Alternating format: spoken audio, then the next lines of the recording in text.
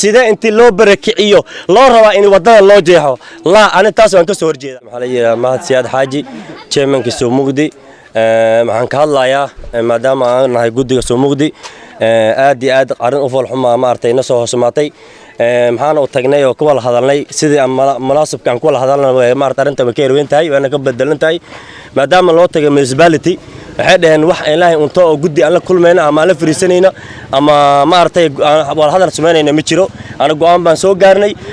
county government way soo bixisay biilkii wadada lagu jijibin lahaa sidii systemka aan ku sameynayna way soo bixiyeen maxaan rabnaa dadweynihii meesha fadhiyay hatta notice inaan siin hadda notice siinana hal maalin kali inaan la wareegno microphone maalinta habeenkii iyada qalabka uu noo diyaarsana amarino anaga guddiga soo mugda daanahay midda iyada waan diinay waana ka hormaanay diyaarna muunihin dadka masaakiimaha daraad intii la burburiyay haddana ku jiraan bir barakeysan oo rabadaan in haddana gubteen in la burburiyo haddaan chairmanka soo mugda ahay diyaar mu yihiin maxaan diyaar u ahay rabadaan ma ku dhamaado guddiga iyo ma arta municipality iyo dawladda county government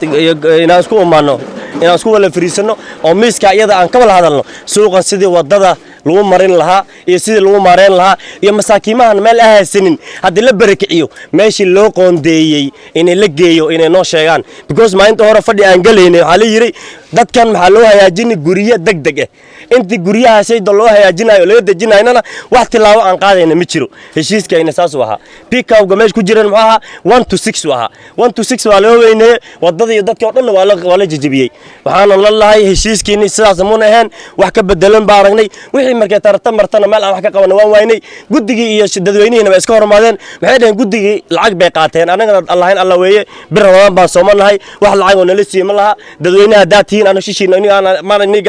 mana ni gadan doono inig daraadin baan isu soo bixinay wax miishaarna siiyana ma lahan inaga ni doono oo xaqiin aan soo dhicino oo hooyooyinkiina tiin aabayaankiina tiin walaalaheena tiin ina hal maalin xaqiin aan cunno diyaar muuniin Mahad Siyaad Xaaji Baliya magaalada intaas salaan ku jira suuq mugdi intaas salaan ku jira weligayna station nama tagin nin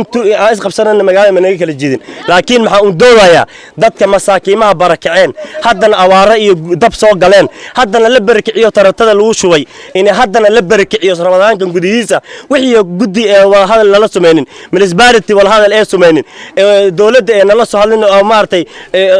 OCS ilaa iyo OSPD-ga iyo county commission hadal aan sameeynin in la burburiyo diyaar muunihin municipality maxay dheen xafiiska noobaha wax inaa guddi aadkiin aan hadalka qaadanayna ma jiro aniga waxaan contractan soo qaadanay wixii lugta marin karana waa marinayna wax aan marin karin waan ka bixina markii see loo marini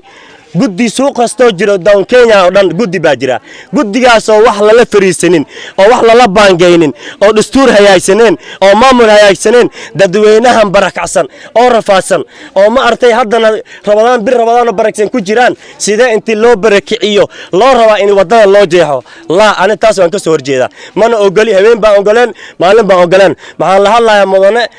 uu dhageysanaya mudane Nadiif Jaamac maxaan ka baryayaa maadaama aan chairman soo mugda ahay Mahad Siyaad Xaaji maxaan ka baryayaa municipality hadalkan weydiideen municipality dadka u shaqeeyaan waa anaga marketka u shaqeeyaan meesha u fadhiyaan waa